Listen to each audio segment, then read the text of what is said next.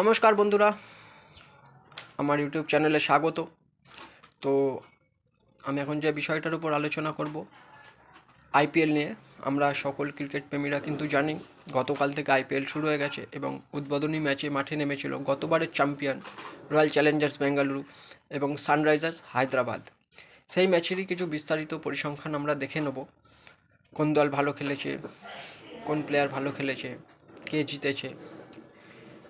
যারা খেলাটি লাইভ দেখেছেন, ম্যাক্সিমাম মানুষই লাইভ দেখেছেন, অনেকেই কাজের চাপে বা বিভিন্ন রকম প্রেশারে ম্যাচ দেখতে পারেন না, হয়তো তারা খবর পেয়েছেন, তবুও আমি তাদের জন্যই এই ভিডিওটা বানাচ্ছি। গতকালের ম্যাচে কিন্তু টসে জিতে ফিল্ডিং নিয়েছিলেন বেঙ্গালুরু ক্যাপ্টেন রজত পাতিদার এবং ব্যাট করতে নেমেছিল সানরাইজার্স হায়দ্রাবাদ।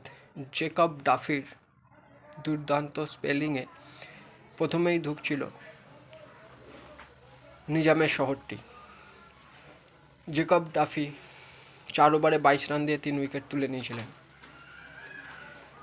কিছুটা হাল ধরেছিলেন হেনরিচ ক্লাসেন এবং ইন্ডিয়ান উইকেট কিপার ব্যাটার ঈশান কিষান, যিনি এবছর সানরাইজার্স হায়দ্রাবাদ দলের অধিনায়কও বটে।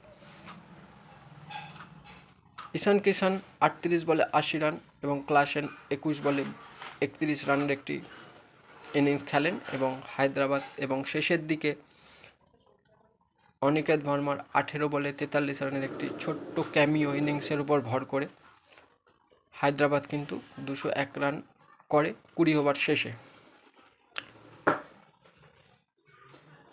পাল্টা ব্যাট করতে নেবে বেঙ্গালুরু প্রথমেই ফিল সল্টের উইকেটটি হারায়, কিন্তু বিরাট কোহলি এবং দেবদত্ত পাল্লিকাল একটি সুন্দর ইনিংস। বিরাট কোহলির 38 বলে 69 এবং দেবদত্ত পাল্লিকালের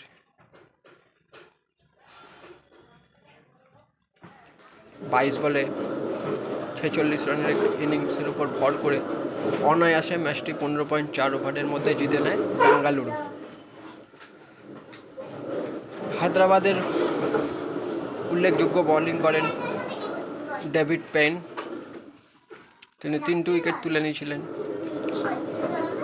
বাদ বাকি সেরকম কেউ বোলিং করতে পারেননি।